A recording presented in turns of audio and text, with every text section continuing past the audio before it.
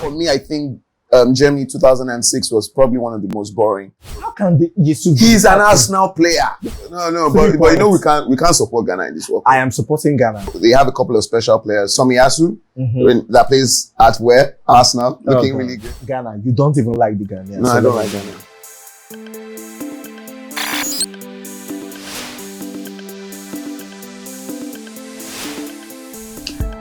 Wherever you're watching us from, you're welcome to this very interesting, not just interesting, very special program on any platform that you can be watching us from. It is the Savvy Football World Cup special. My name is Cosmos Chukwuemeka, and of course, I have my partner here with me. His name is Deji Fasin. Good evening, all. You're welcome to this very special first edition of the Savvy Football World Cup show. Well, you said good evening. Well, it depends on where they're watching from. Yeah. It's a global show. It's a global show. So you're welcome to this very interesting program. And of course, it is all about the World Cup. The 2022 FIFA World Cup is going to be holding in Qatar. That's the first World Cup to be holding in the Middle East. And Nigeria's not going to be at the World Cup, DG. It's quite unfortunate. As an Arsenal fan, Thomas Partey took the knife and stabbed. That you're an Arsenal fan. No. I'm just saying, I'm just trying to let people know that it was my person, I guess, that did us in. Stabbed us in the heart. But that's the reason why I'm very excited to be part of this show, because it's a show that's going to cause us to be, even without Nigeria being there, cause us to be very engaged. I don't think we'll probably be more engaged in this World Cup than any other one. By the time we break down why we have the Savvy football. It reminds me of the Germany 2006 World Cup when Nigeria was not involved. And trust me, I think I enjoyed the World Cup better than every other World Cup that Nigeria participated in. Not for me. Not for me. Not for you. Not for me. For me, I think Germany 2006 was probably one of the most boring World Cups for me. I wouldn't say it's because of Nigeria, but the fact that Nigeria wasn't there didn't help. It didn't help you. It didn't help. So anyway, for me, I wouldn't say it was a fantastic World Cup for me.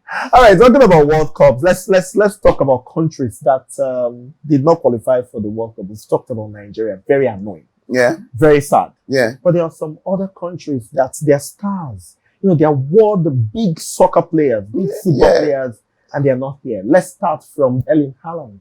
It's quite unfortunate. I'm not going to see Haaland on the world stage. We've seen what he's doing in Europe and in England. But I think there's even a bigger elephant who isn't present at this World Cup. Who?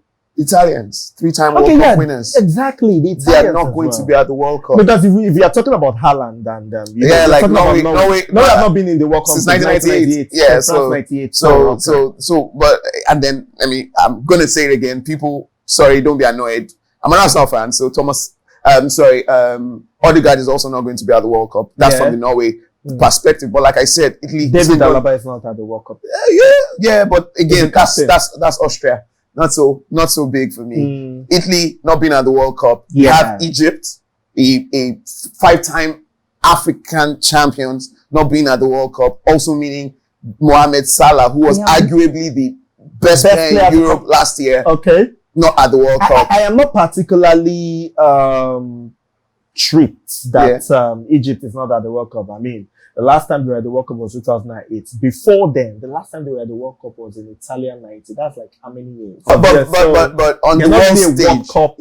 I get your point. But on the world stage, you're talking a player like Mohamed Salah, who was ripping it up throughout last year. Then also, there are also one or two other teams. You're talking Colombia. Algeria, and like we said, Nigeria, no Osimhen, no Ndidi. The world's gonna miss Zlatan Ibrahimovic. He's 40. He's been to the World Cup. He's 40. I don't really see him doing. Isak would probably have started every game. So Reece James. So England is going to the World Cup, but Reece James. I think we should give it time. You can never know. I doubt.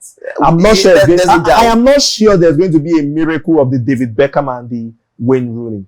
I'm not sure. Time will tell. Particularly sure. Anyway, let's leave that one. Let's leave that one. Let's talk about the fantasy of the World Cup. We know that Nigeria is not going to be participating.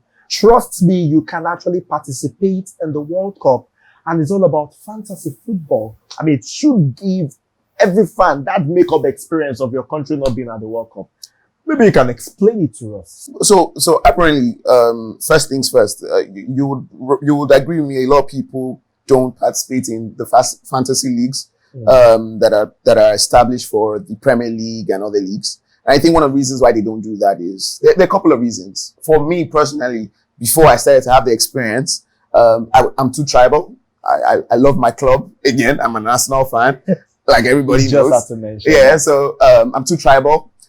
Two, like at the end of the day, what is in it for me?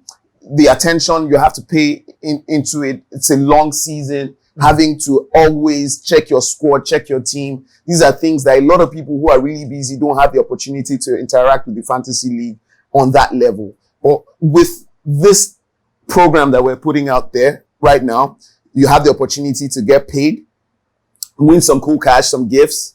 You have the opportunity to, it's not a very long tournament. That's what makes this even more special. The World Cup is just for a month, and we just have 7 rounds, and like everything, the World Cup, the world stops for the World Cup. So you just have the opportunity to concentrate. And it's a big experience, if you ask me. I mean, you get to start making decisions as a manager.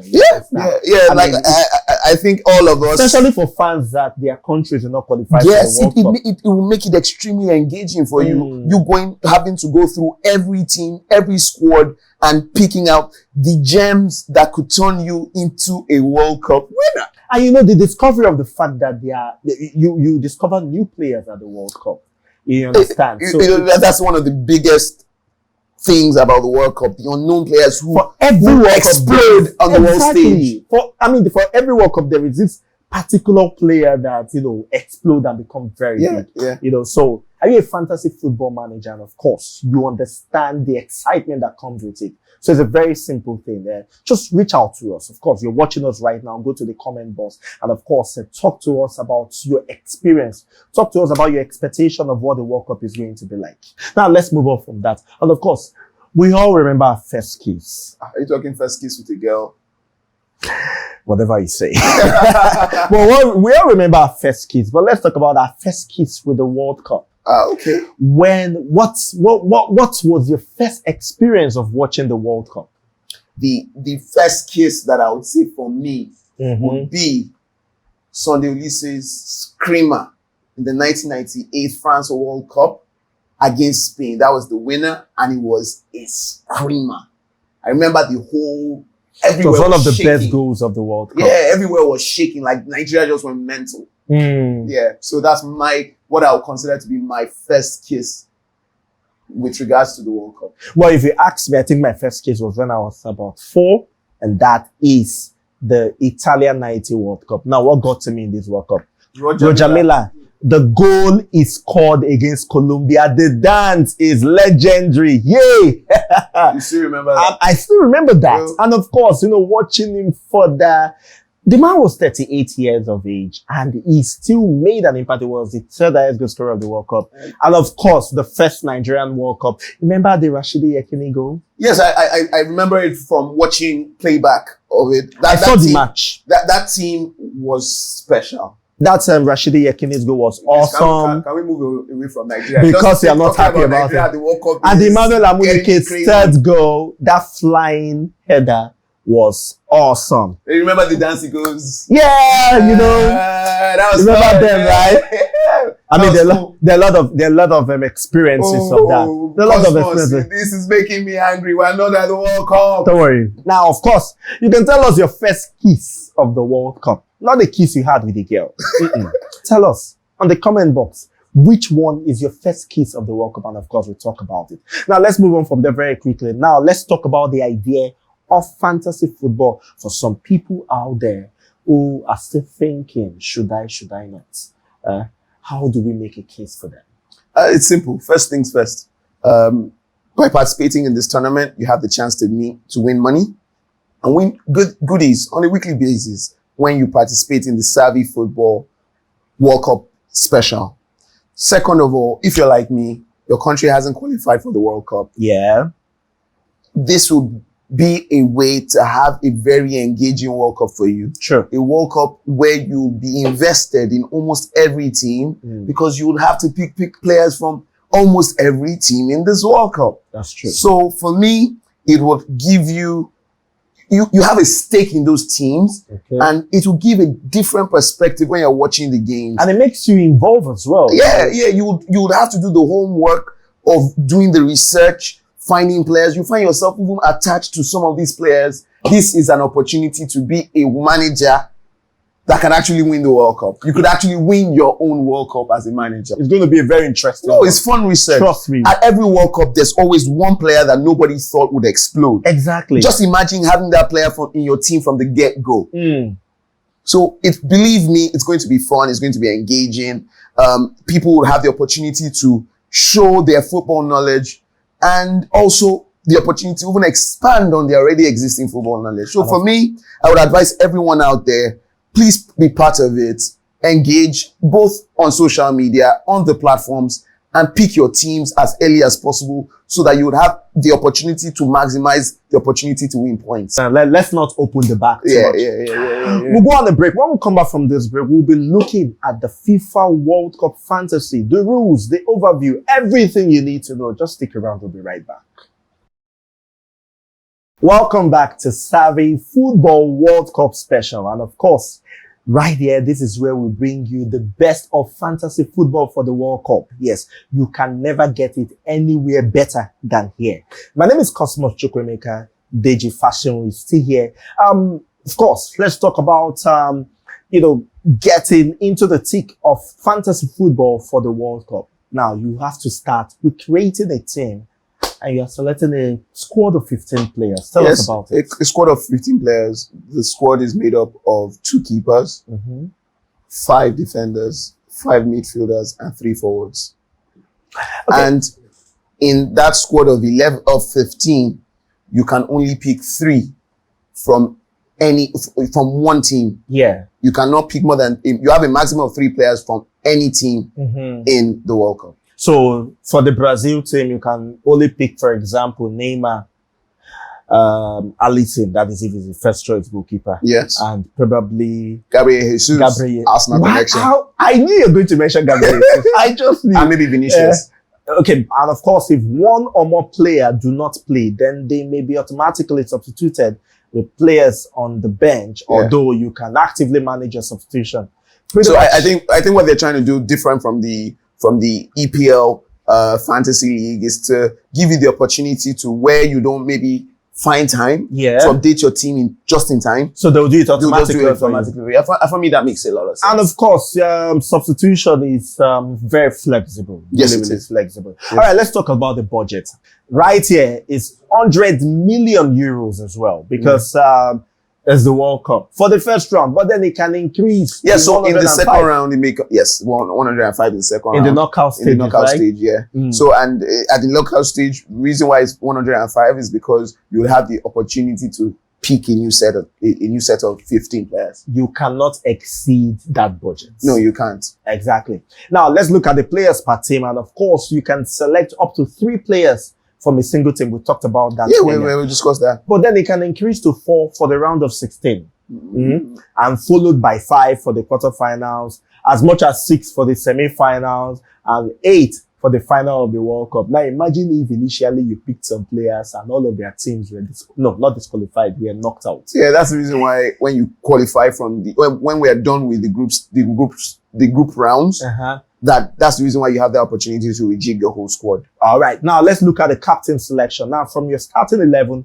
you must select a player as a captain whose score will be doubled at the end of each round. Yeah. Now during the round, you can change captains as long as the new captain has not played. It's very similar to the EPL, the EPL fantasy league. Your captain's points are doubled. Yeah. So you have the opportunity to get extra points where you pick the right captain. So, for example, if Cristiano Ronaldo is your captain, Cristiano Ronaldo is going to do well in this world. If Cristiano Ronaldo is your captain, probably not his captain. Yes. Of course, he Jesus. gets double digits when he scores more. Jesus cannot be the captain. Come on, DJ. Why can't Jesus be the captain though? How can Jesus be He's the an captain? Arsenal player. Because he's an Arsenal player. He's hot. Don't He's get on it- fire. Don't get it twisted. This is still the Savvy Football World Cup special. It is not an Arsenal show.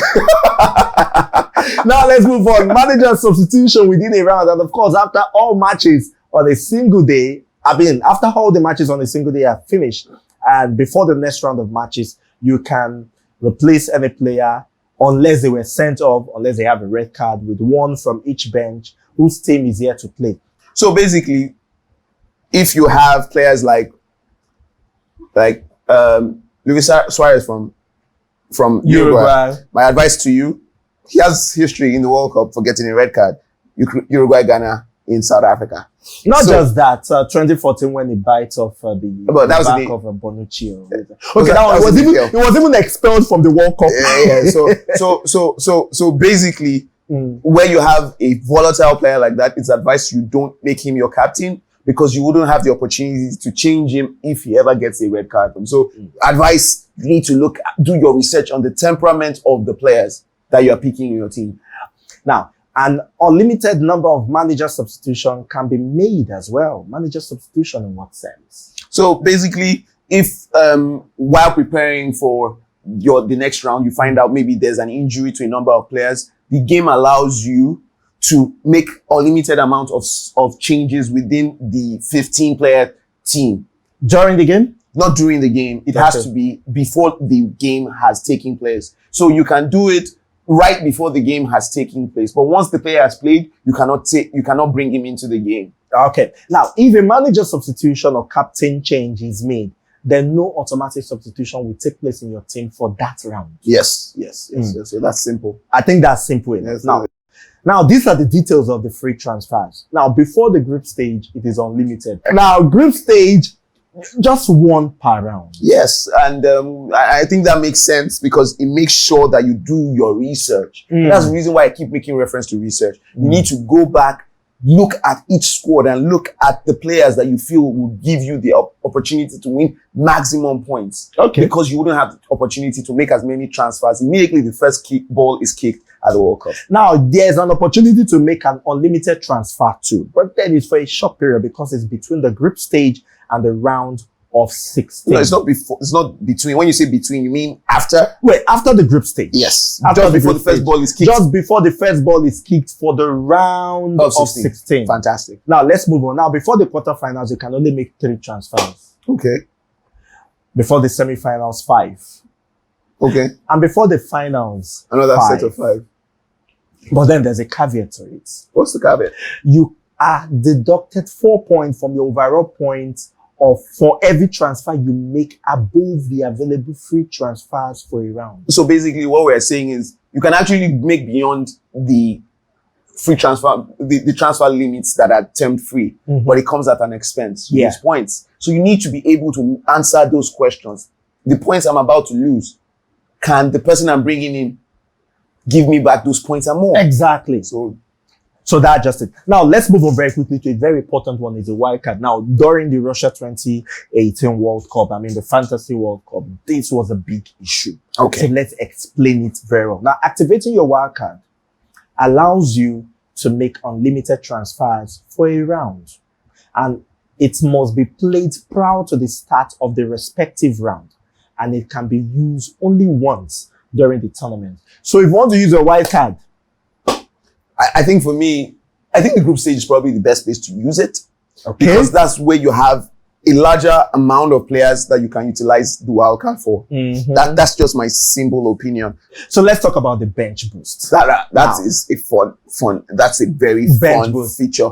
Now, the points of all 15 players are counted for the round in which the booster has been played. This card must be played prior to the start of the respective round, and it can be used only once during the tournament. So basically, it's the opportunity to maximize the points of your entire squad from the players that play and the players that don't play. For me, that's just big because it means that even though that player on your bench doesn't get on the field, he still has the opportunity to get you points. And I would advise that anybody that's going to use this bonus should use it probably in the third round of the World Cup. I thought you said in the beginning of the group stage. No, the third round. So the third round is the third game day, which is the last game of the group. All right. Because things will be a bit calmer, people will be cool, people that have qualified will want to just express themselves. That's what I'm thinking. Now, during the tournament, your selected player will be allocated points in real time based on their match performances. So the criteria for scoring include some of these things. Now, playing in a game is 1 point. So if your player plays in a game, he has 1 point already. Then playing at least 60 minutes in a game, including, of course, if you play in that game, if you play 60 minutes in the game, that's 2 points. Now, if a goal is scored by a goalkeeper and a defender, you know that is rare, right? Yeah, 6 points. It's really rare. That's 6 points. It's massive. 6 points. Now, if a goal is scored by a midfielder, which is frequent, it's 5 points. Now, if a goal is scored by a forward, Gabriel Jesus, please, like a Cristiano Ronaldo, Gabriel Jesus, yeah, that is 4 points. And for each assist, like a Thomas Partey assist for Ghana. I'm waiting for Ghana in this one. No, but you know we can't support Ghana in this World Cup. I am supporting Ghana. Yeah, I have some. I'm supporting Ghana. Let me leave it that way. So goalkeeper not conceding while on the pitch. Now it is not a goalkeeper that is substituted. If the goalkeeper is not did not concede while on the pitch and must play at least 60 minutes of that match, he would have 4 points. Now, if the defender does not concede while on the pitch, so like a Virgin van Dijk, if Netherlands did not concede a goal, not the Virgin van Dijk of this season, and he plays over 60 minutes, that's 4 points. No, I'm thinking when you're talking about that defender, it's probably William Saliba.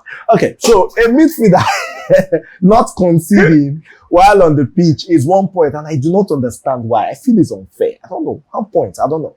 Then, of course, if you earn a penalty, it's 2 points. If you concede a penalty, it's -1.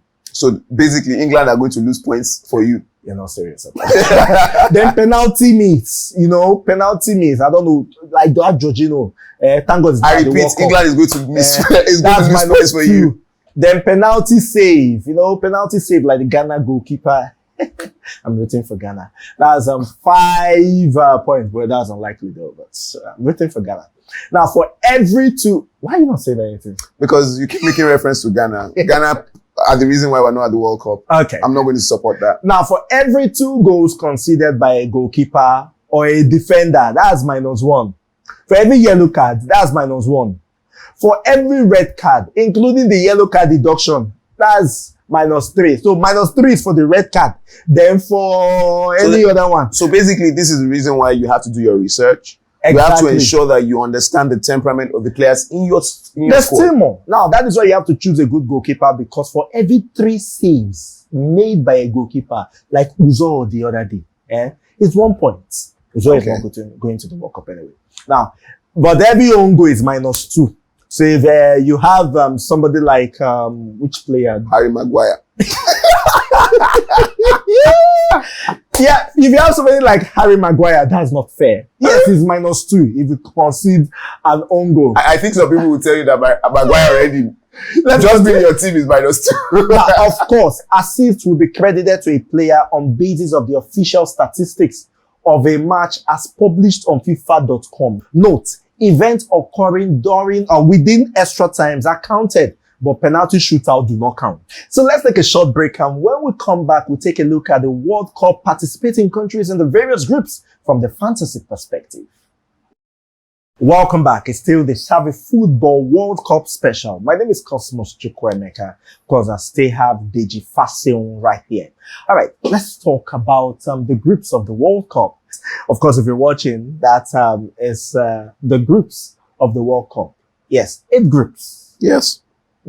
And, which group catches your fancy right here? I think the Group G looks very interesting. You have Brazil, Serbia, Switzerland, and Cameroon. Why is that Brazil and Cameroon are always in the same group in most World Cups? I really don't know. I also think another group where you could have very special players and players that will have value is Group A, where you have Qatar, Ecuador, Senegal, and the Netherlands. Yeah. But just Group E, gives you some sorts of expectations. Spain, Costa Rica, Germany, Japan. Now you have 2 World Cup winners right there. And you have Costa Rica, then you have Japan. So Japan has they have a couple of special players. Somiyasu, that plays at Arsenal, looking really good. They have a lot of good players. But I feel like Germany, I don't think they're a team that's going to fly in this World Cup. So you do not think? I don't think Germany's going to fly. I think Germany will go far in this World Cup. I absolutely disagree. Okay, let's leave that down. Let's talk about the African groups. Yes, sorry, we're Africans. Now, in Group A, you have Senegal. Yes. Which other group? In Group D, you have Tunisia. Yes. In Group F, you have Morocco. And of course, in Group G, you have Cameroon. And in Group H, Ghana. You don't even like the Ghanaians. No, I don't like Ghana. So which of the things do you think will go far? We've only had 3 countries of African countries that have gotten to the quarterfinals of the World Cup. We're talking about Cameroon, Italia 90s, Senegal, Japan, Korea 2002 World Cup, and Ghana in South Africa 2010. I think the most interesting team is the current African Nations Cup holders. I think Senegal has a very good squad, and I think they would have the ability to go far in this tournament. I think, but what would you say about Morocco? I mean, Morocco. Yeah, I'm not. And Morocco is in a pretty much kind of easier group. I think apart from Belgium here, Croatia too were in the finals, but not exactly in that same. You feel Morocco with the kind of thing they are doing. I don't the fact think that Ziyech is back to the team. For Morocco, you're probably looking at players like you mentioned, Ziyech. Hakim Ziyech is back to the team. He's not even playing regularly for Chelsea. Well, at the World Cup, I think he will play. He'll have more game time. I think you could look at a player like Hakimi. Yeah, Hakimi looks really good. They have a lot of players. I would say a lot. There's the guy in Monaco, Banieda. Yeah, Banieda. But I'm not really sure there's value for money in Morocco. Okay, what about Group G? Cameroon. I've not been impressed by Cameroon in a long time. I think I like Vicent Abubakar. I think more value will be in Onana, the goalkeeper. The goalkeeper. Yes. Okay, so, and of course, you don't want to talk about the Ghanaians, right? There isn't much to say about Ghana. It's just Thomas Partey. But I don't think I will be calling Thomas Partey I'll be picking Thomas Partey in my team because he doesn't score goals. Okay, but he scores goals for Ghana. He won't score goals at this World Cup. And of course, if you want more information, yes, I want to emphasize that you join this Savvy Football community on all of our social media and platforms to get tips and ongoing analysis from all of our experts. One of them is Deji right there, expert of fantasy football. And of course, it is on the screen at Savvy Football Plus. Next time we're going to be on the show, it's going to be a very interesting one because we'll be looking at each player. Yeah. Yes. Would-be players. Of course, several teams will be coming out with their provisional list for the World Cup. So we'll be looking at all of those players. Yeah, so basically we'll be giving you tips on what we think or the players we think will be value for money. And because of that, I would ask each and everyone watching, kindly share with us the players that you feel will be value for money in the comment section. Your tip might just be the tip that makes somebody else a winner. Exactly. And that is how we end today's episode of Savvy Football World Cup Special. Thank you very much, Deji, that we did this together. It was a pleasure. And of course, for some of you that are watching us anywhere in the world, we say good morning. We say good afternoon. We say good evening. And we say goodbye. We even say goodbye. Of course, good night.